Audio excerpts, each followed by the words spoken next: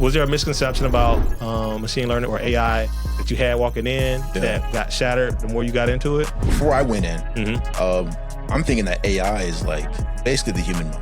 Right, I'm like, you know what I'm saying? I mean, we created intelligence. So I'm like, this can do anything, it's right? About to be naturally, the more I got into it, I'm like, this is like so far from human intelligence, right? You know, there's so much work to be done to get this even remotely close to the level of intellect that humans have. Yeah. But in the beginning, I was like, man, you know what I'm saying? Like, I'm about to be talking to another person. Make Jarvis, you know what I'm saying? I'm like, basically, I was trying to think of something like that. Yeah. Welcome to the Technical Creative. I'm your host, Dr. Nehemiah Mabry, and this is a show produced by STEMedia where we cover career development and growth in both the technical and creative spaces. Today, I have our very first undergraduate student on the show.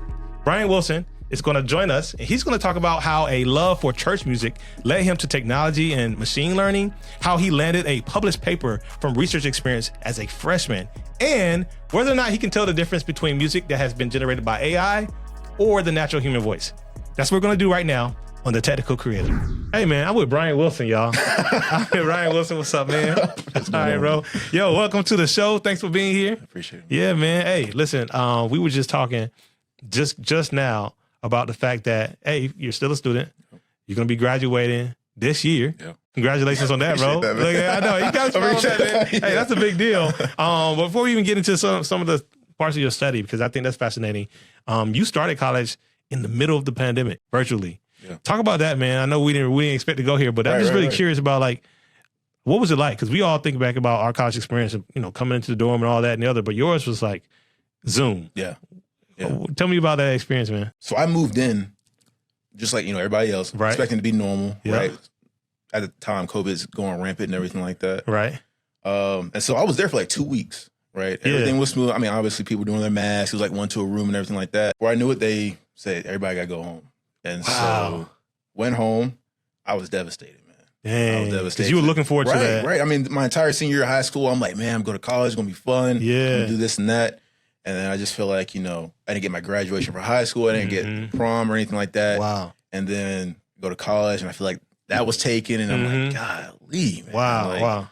Yeah. So, but the resiliency, though, I feel like, you know, your generation will now be able to say you were able to stay with it through a time that very few people have been challenged to have to do it. A pandemic, right?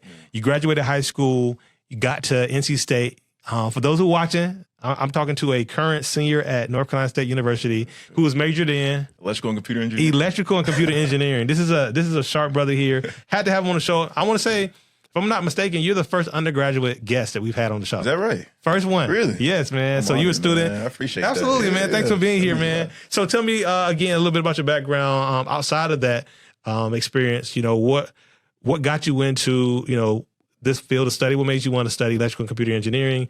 Were you always somebody that was into the tech arena? Talk about that. Yeah. Man, so I grew up in Concord, North Carolina. Okay. And so the way I was brought up, it was interesting, man. My entire childhood was very musical. Okay. Right? So I grew up in a very traditional African-American church, right? And so that was a very special and unique part of my childhood, right? Yeah. My dad was a pastor, and so that was just an added layer on that. I'm a pastor's kid. Okay. You know, I grew up a musician. I grew up a pianist. I started playing in my dad's church. Now, were you forced to? That your dad was like, yo, I need somebody to follow me when I start going? No, it wasn't forced, actually. I was just very interested. I mean, they had the organist and they had the pianist. And I mean, you may know, like the pastor's son, they got to do something. Something, right? Everybody gonna be looking at you like, what you doing? Yeah. You want me ushering? You want me playing? You want me in the choir? And maybe in the back of my head, I was like, the piano is the least bad of the three. At least you can sit down. Right, exactly. All right. I wasn't gonna sing nothing. I got you. But yeah, so I started playing the church, and I fell in love with it, man. Okay. And then that kind of just blew up in this passion for music that kind of transcended the church. And, and so the plan was to try to apply to Berklee College of Music.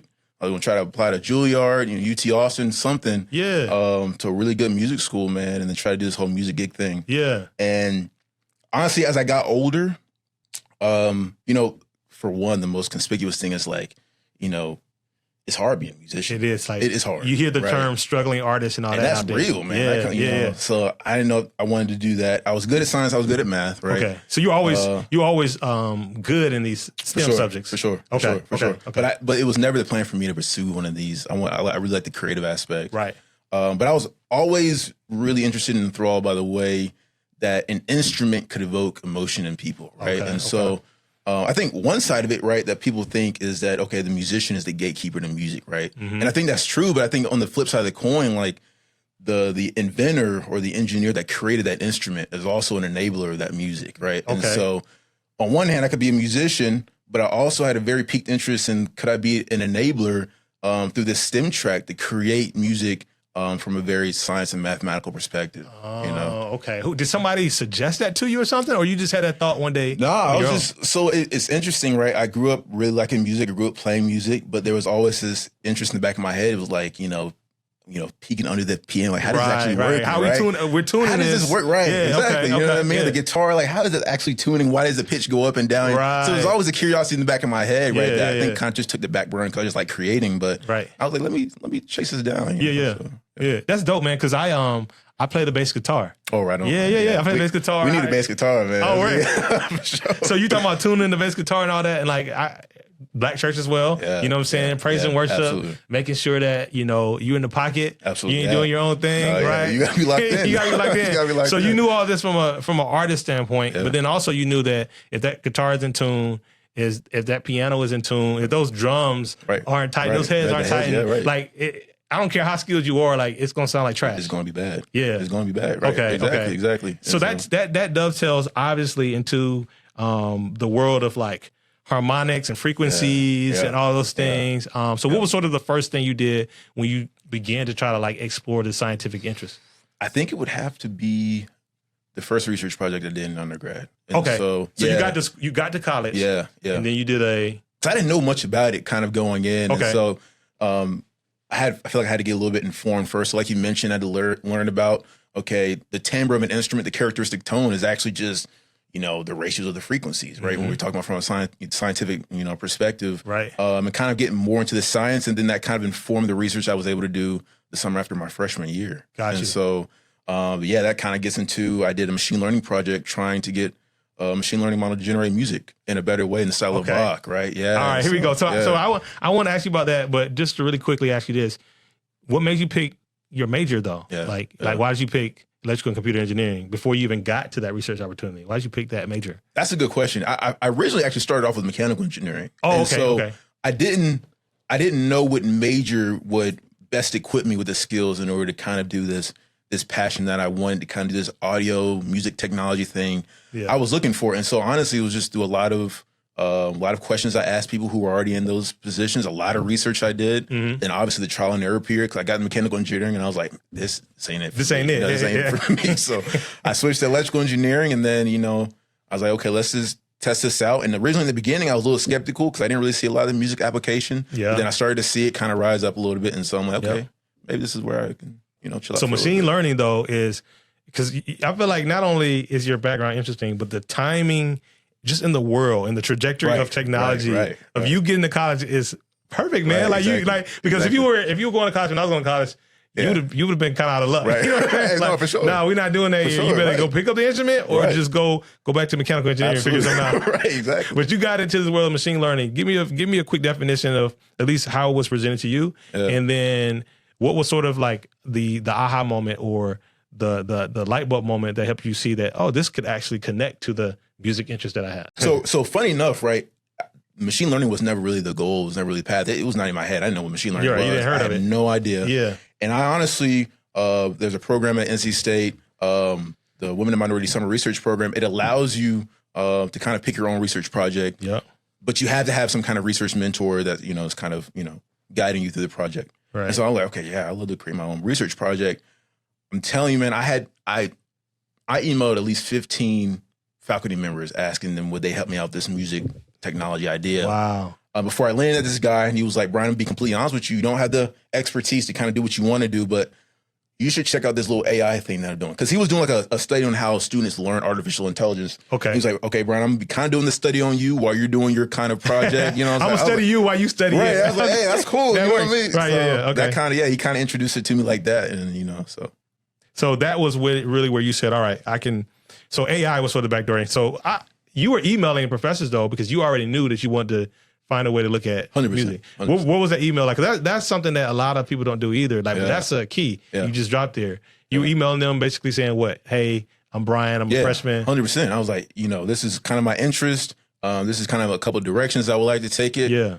In my head at that time, I really was trying to take it more of a mechanical route. So I wanted to kind of build something. Yeah. But I was like, this is my goal. I'm a musician, so I have the theory knowledge. Yeah. Can you help me out? Got it. So, and then when you got into this opportunity with this professor, what's his name? Give him a shout out. Dr. John Paul Orr. John Paul Orr, yeah. Shout out to him. He's fantastic. Yeah, so he brought you in, let you do that. What was sort of was there a misconception about machine learning or AI that you had walking in that got shattered the more you got into it? Oh, yeah, man. I mean, before I went in, I'm thinking that AI is like basically the human mind, right? I'm like, you know what I'm saying? I mean, we created intelligence. So I'm like, this could do anything, this right? About to be naturally, the more I got into it, I'm like, this is like so far from human intelligence, right? You know, there's so much work to be done to get this even remotely close to the level of intellect that humans have. Yeah. But in the beginning, I was like, man, you know what I'm saying? Like I'm about to be talking to another I'm about to person. Make Jarvis, you know? I'm like, basically, I was trying to think of something like that. Yeah. So one of the misconceptions, I guess, or one of the big misconceptions is that we're already at a point where it's like another human. But no, there's a lot of algorithm building that goes into this. 100%. Okay, all right. So talk about it, man, because one of the things that's impressive as well is that you had an opportunity, I'm assuming from that same research, to publish your first paper. Absolutely. Okay, so what was the research? Break it down. What was this paper all about? So what's currently being done is that machine learning models to generate music, they're trained on symbolic music. So you take any composer, you got the sheet music laid out. You essentially literally just throw that sheet music through a machine learning model. Like, hey, this is what music looks like. Create something like this. This is how it's usually done. Okay. And I'm sitting there, I'm like, you know, this is fantastic. I'm curious though, if there's another representation of music that we can give to a machine learning model that would help it either create music more creatively or help it to digest it more during the training process. Right? Okay. And so digest it more, meaning analyze it? So analyze it more. So right now, you think, I'll use ChatGPT for example, right? Okay. The amount of resources that goes into training ChatGPT is crazy. I mean, the amount of power it consumes, the amount of fossil fuels it burns through, the carbon dioxide it emits, is super unsustainable, and it's only really accessible to these massive companies, right? And so researchers are always constantly looking at what are ways we can condense this training period and the amount of, make it more attractable. And so I'm like, okay, is there another representation that we can use other than just symbolic music to train a machine learning model? And so I'm thinking, how do humans perceive music, right? And so when a composer writes music, he's thinking that, Dr. Nehemiah Mabry, he's going to get to this part, and I want him to feel, very tense, and I want him to feel this resolution right here. And then I want it to grow a little bit more right here, and then maybe I won't resolve it all the way, and then I'll resolve it a little. So it's this constant ebb and flow of tension and resolution throughout any piece of music. It's a journey. You're taking on like a roller coaster journey or whatever. Yeah, exactly. Yeah. And so I'm like, is there a way that we can quantify that tension and resolution into a representation that a machine learning model can understand? And so the task then became, okay, how do you quantify this roller coaster that we go on when we listen to music? And so funny enough, right, there's a lot of research going on to algorithms that can calculate the harmonic tension and resolution. So essentially I pulled one of them and I ran some music through it and I trained a machine learning model. To identify this is a tense moment. Exactly, right. This is resolved music, right? And so there's a bunch of curves, right, as you can imagine this representation look like. And so, when I pumped it through machine learning model, found out that the machine learning model took, the decrease in time it took for the model to train was by like 30%, which is very significant, right? And it also converged to a higher accuracy and a lower loss, right? Really? Compared to the symbolic music generation. So I go back to, the mentors I'm researching with. I'm like, yo, this is significant. This is for real. And they're like, yo, let's write something up and see if we can publish it. Right, exactly. All right, so, all right. Yeah. Yo, so I was supposed to ask him, Joe, to explain to me like I was a 5-year-old. But that felt like he explained to me like I was a PhD student. Right. Like my PhD is in his field or something. Like, please tell me, is there a way you can maybe, just again, for those of us who may want to be able to tell somebody else about it. Absolutely. What was probably another like more concise tweet version or 5-year-old version you would do to explain that? Because I got what you were saying. For sure. I got what you were saying, Joe. Like, I get it. But you know what I'm saying? I'm trying to help the people watch it. You know what I'm saying? Just in case somebody out there. Go ahead. So the best way I know to explain it is that historically you have sheet music notes that you can write on a piece of paper. Right. But another representation I looked at was the way we feel music is really what I wanted to capture, right? Okay. And that's really hard to quantify. And quantify meaning putting numbers in, right? Putting numbers exactly. to feelings. It's really hard to as you go throughout a song. Right. To put that on a numerical scale, how you feel about music. That's crazy. And so there's methods out there. Obviously, none of them are perfect. Right. But I pulled one of them and found out that the model was able to digest that, to understand that. It took a short amount of time for the model to get to a point to where it can generate music using that scale of feeling that we have compared to just the regular notes that you write on a piece of paper. Got you. So what kind of music we talking about? Some Biggie or something? Like, what we do? I wish. Some Tupac? What you wish? What you man, do there's that too many on? copyright laws to get that stuff, man. I'm saying some John B. Key, like, you know what I'm saying? Okay. No, man, I had to go way back and use like Beethoven and Bach classical type sound music. Classical music. Yeah. It's all free domain, so I can pull it for free. Right. And it's just sheet music? Absolutely. So it's analyzing the notes and the half notes, quarter notes, how sustained. Absolutely. All right, so you had to deal with like different concepts such as like dissonance, absolutely, harmonic tension. Yep. Break down some of that. Like, you know, what is dissonance? What is harmonic tension? What are other concepts that you had to like pull out in order to quantify the stuff? 100%. So the best way I know to explain dissonance is it's a very subjective term, right? And so it's also a term that has evolved over the years, a massive amount. So if you ask Bach was dissonant, it's going to be a lot different than what, you know, we perceive as dissonant right now. He would roll over in his grave, listen to some of the jazz we listen to now. Some of the chorus that we do, we're like, yo, what y'all doing? Chords, right. It'd be like, whoa. But dissonance really is like, the best way I know to describe it is the feeling of unease, the rub that you get when you play two notes together. Right. It's like, they don't quite fit. Right, exactly. Yeah, okay. That requires that resolution that makes it so satisfying. Yeah. That's funny though, because like, just a little musician talk, sometimes like the ugly faces right, exactly. me like, the chord is fat. Like, you love it. It's like, oh, that's okay. I see what you're doing. Right. But you're saying like to the natural, I guess, ear that's just trying to listen to music just to kind of have like a carefree kind of experience. Absolutely. If they feel something that's like, oh, those notes it's like, kind of close together. There's a little bit too much going on. Okay. So that's who you are. So in boxing music or in the classical music, you were like, all right, hey, when notes are doing this is dissonance. Oh yeah, 100%. You sign that. Okay. And then like harmony or harmonic tension. Yeah. In other words. So the way I define it, right, is dissonance is on a very microscopic scale. So when you have two notes you play beside each other on the piano, very dissonant. Yeah. But when you say extrapolate that out to a phrase where there's a lot of dissonance going on in chords that you're playing, then you can say that, to me, that's tension, right? That you're creating through the dissonance that you're having all over the place in the chord. You know what I mean? So you mean like continually doing it? Exactly. And then harmonic just really refers to it's just two different frequencies? Exactly. Okay, yeah. All right, so when I be like singing, I'm not really a singer, right? And people be like, "Yo, you kind of off when you're singing." I'd be like, "No, I'm just hitting like a little dissonant jazz chord." Exactly. You know what I'm saying? Let them know. Let them know. I ain't Exactly. off. Like I fit somewhere, Joe. On you know what I'm saying? It's harmonic tension. That's all. I'm trying to create some harmonic tension. You're trying to resolve it later on, right? Just stay with me. Exactly. You know what I'm saying? You got to be patient now. I feel that, bro. So you were doing this, man. So all right. So the bigger picture of this research, and I think you alluded to this, was about what energy consumption. Yeah, exactly. Okay, talk about that again. So like ultimately, we want to get to the place where the AI models, machine learning models, aren't consuming as much. Absolutely. I mean, because there's really two things to that, right? For one, the amount of energy that these models consume, the result is very bad for the environment, for one. Okay. Right? And so these models, I mean, God, some of these can take like 2 weeks to train. Dang. One model, right? On this super large corpus of data. Yeah. And so that's one facet of it. Another facet is that looking at accessibility, right? And so if I want to create a model in my room, right, on the little PC I have, like there's no way I can pull that much power. I have access to that much power. Yeah. Does that mean because I can't afford that kind of resources, I should be barred from creating, you know, machine learning music generation models as a musician? You know what I mean? Right. So, you know, and that speaks to equity, right? Exactly. When you start talking about innovation and how 100%. like these machine learning models are going to be already, but going to become more and more of the tools at your disposal 100%. as a musician. 100%. And so if it requires super high computing power and all these things that really only the top universities have access to or wealthy individuals, 100%. now the creativity of a young man in Concord that may not have those same budgets is limited. It's excluded. You know what I mean? And that makes a lot of sense. That makes a lot of sense. But you said something, man, and this is bringing us to something we like to do in our podcast. Like we like to have a segment in the middle where we kind of have a little fun. And you made a statement earlier that we still got a long way to go. Yeah. And all I know is I heard a Jay-Z song that wasn't really a Jay-Z song. And I was like, yo, that sounds like we there. Like, you could have told me Jay-Z was in the studio when I heard that. For sure. But I want to do a segment right now, a new segment here on the show. It's called, Is It AI or Human? So this is how it's going to work. Right. I'm going to play a clip of a song. Okay.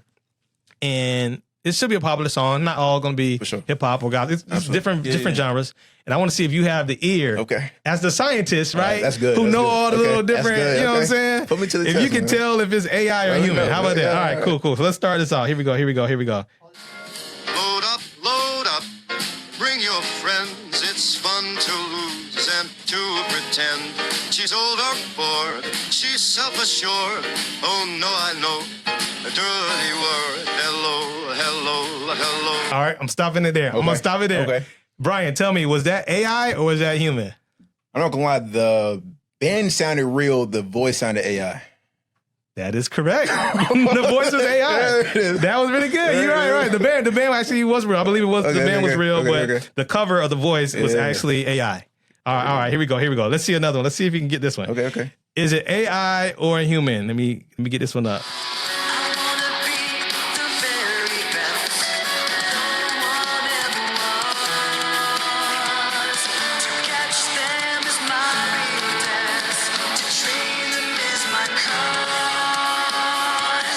First of all, do you know what song that is? No, I don't know what song that is. That is the Pokemon theme song. Is it really? Yes, that's the Pokemon theme song, right? Show my age a little bit there. But here we go.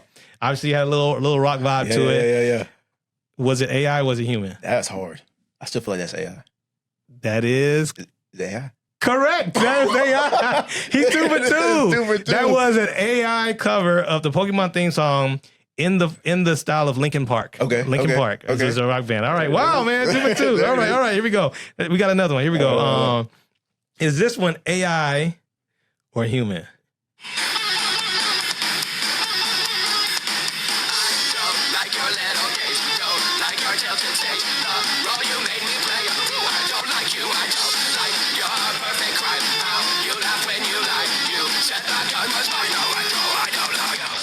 We're gonna stop there. Is that AI or human? Another rock vibe. That feels real. Dang, he's good. We try to throw you off because he's doing he's doing the harmonic dissonance there. Exactly. That's real. He knows his harmonic dissonances, Joe. For sure. All right, so that was a real harmonic dissonance. That wasn't AI created. Exactly. All right, that wasn't music generated by machine learning. All right, cool. All right, here we got a couple more. Here we go. Okay. Another popular one. Let's see. Is this AI or is this human?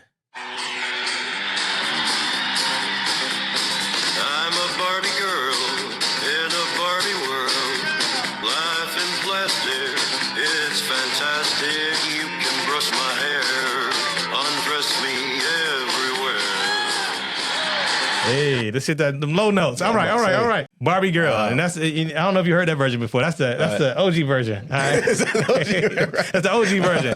AI or human? You 3-0 right now. 3-0 right now. But the more you listen to it, the more your brain plays with you. I'm gonna go with my gut and say that's real. That is AI. Oh, wow, that's good. That was AI. That's good. AI cover of Johnny Cash. Barbie Girl. That's good. That was good. That was good. That low note. All right, here we go.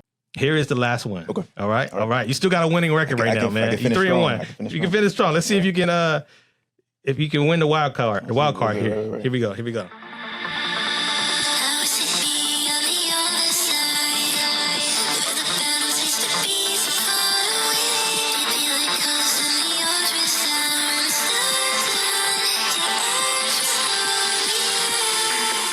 All right, we're going to stop it there. Here it is, our last one. Let's see if you can go home with the goal or are you going to get the single elimination. Is that AI or is that human? Hey, well, you threw me off with that electric. I'm going to have to go with my gut. It felt smooth. I'm going to say that's real. You know what? I got an admission to make. Shout out to Stephanie, help me put this together. This one is technically both. Oh, God. Yeah, you ain't right for that one.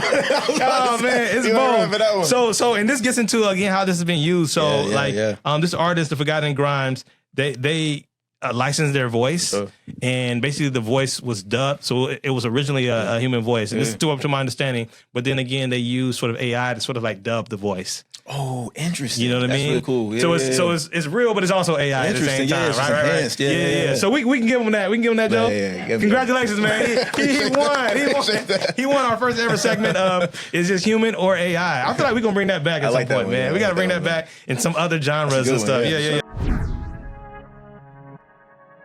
Yeah, let's get to some advice things, man. Things that you know, as you've been able to accomplish so much so far. And I love that we're getting this interview, bro, because I believe you're going to be doing great things in your career, without a doubt, man. And here's a kind of a moment in time to sort of mark what you've been able to accomplish so far. On the technical side first, and then we'll go sort of career path side. But on the technical side, for people who are interested in this line of work, based on what you've learned so far, what type of things would you say they should look out for or consider if they're like you, say, coming up with a music background, but they want to get into technology, machine learning, and things like that? What are some of the, just, it don't have to be in any category, but certain tips or things to look out for that you would suggest? I think the biggest thing for me, man, is I couldn't let the fact that I felt that this path wasn't as trodden as other paths were, not to let that fact discourage me from trotting it myself, right? And so, you know, to use a visual analogy, right, like trotting a not so trodden path, there's a lot of obstacles you're gonna have to move out on your own. There's a lot of things you're gonna have to figure out that a lot of people may not know because they're not going on that path, and it may be hard to find people that have gone down that path. And I really had to pull on, for one, my community that's encouraged me. And there's people that gave me these opportunities to do the research and everything like that, but also a bravery to be okay when it was just me and this passion that was going forward. Right? And so, as scary as that may be, if you know that this is what you want to do and this will make you happy, just keep going. Right? Got you. Just keep going. Yeah, that's good advice, man. That's good advice. So I guess bridging that over into, again, more of the career path advice, what would you say are some of the maybe top 3 skills that you have found useful so far in this path? And I know you're going to gain more and you're going to experience more, but so far, if you can nail down, you know, specific skills that have been useful for you thus far. Yeah.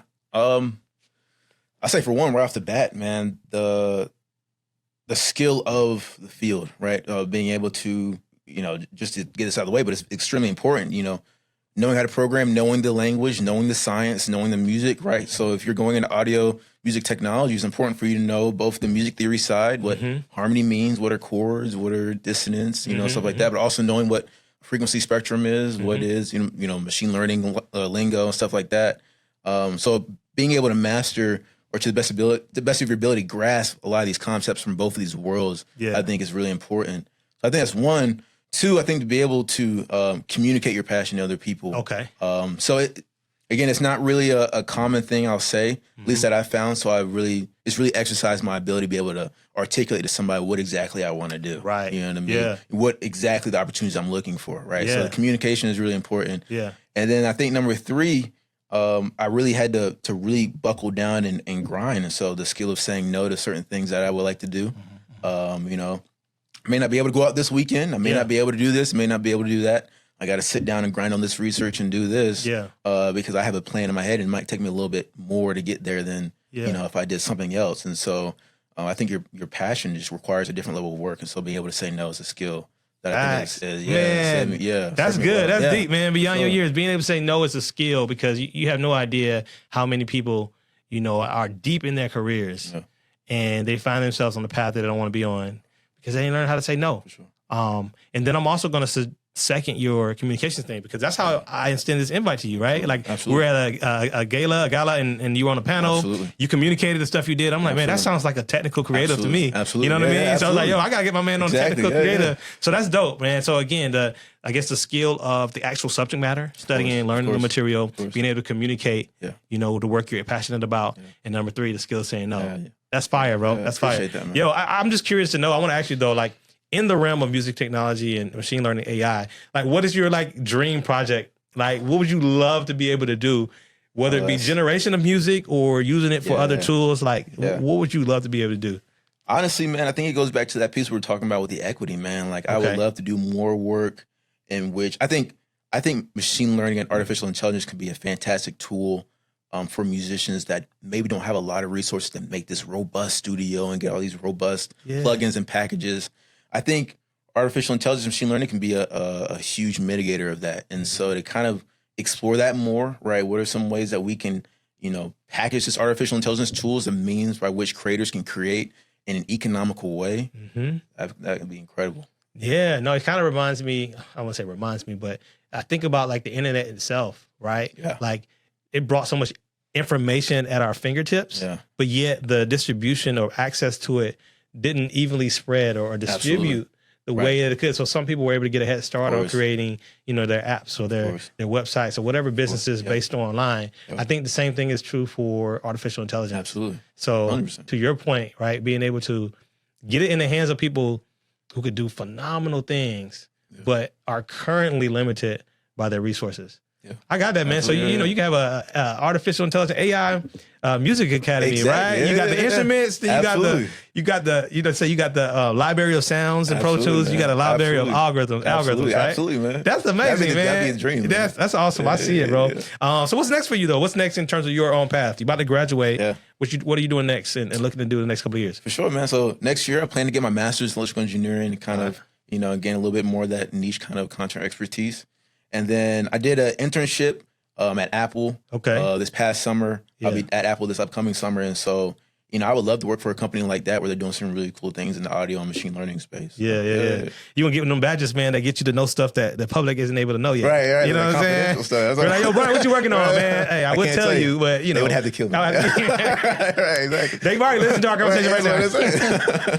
No, that's dope. That's dope, man. And this is great, man. This has been a great conversation. I appreciate you, and I love you breaking all this down. I feel like we could really get technical if we wanted to, but we're gonna stop there for the sake of other people. You know what I'm saying? Like I can go there. You know what I'm saying? I got my bass. I'm playing the bass guitar. Right. I can get down with the dissonance, but we end our conversations by asking you to say something direct to camera, and this is your camera here, but direct to camera to two versions of yourself. One, if you can go back and talk to that pre-pandemic Bryan, right? You can say something to him, quick, short. You only had a few seconds in the time machine before you had to hop back on. Yeah. Let your first statement be to that past self version. Yeah. And then, man, you're so young, bro, and you have so much ahead of you.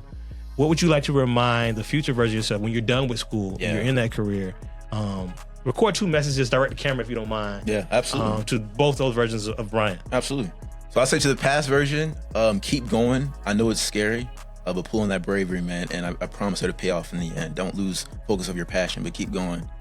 And the second version, the older version, I would say is the older you get, don't let your dreams die or get diluted or you mitigate it, right? Still keep that passion, still keep that drive to do all these super lofty, incredible, massive things. Don't let the practicality as it sets in as you get older, you kind of let those die down. So, yeah.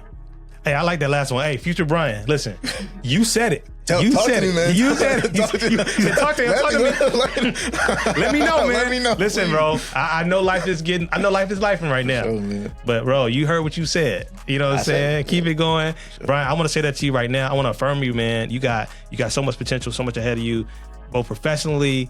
Obviously, man, you grew up in the church, so faith is a huge part of it. So keep that a part of your journey, man. And I'm telling you, you're going to be on the cutting edge, not just in terms of your personal achievement, but I can see a lot of innovation and a lot of people being uplifted from your work. Thank you. So keep it going, man. Thanks so much for taking time to come out here on the Technical Creative, bro. Thank you so much. All right, man. Appreciate you, man.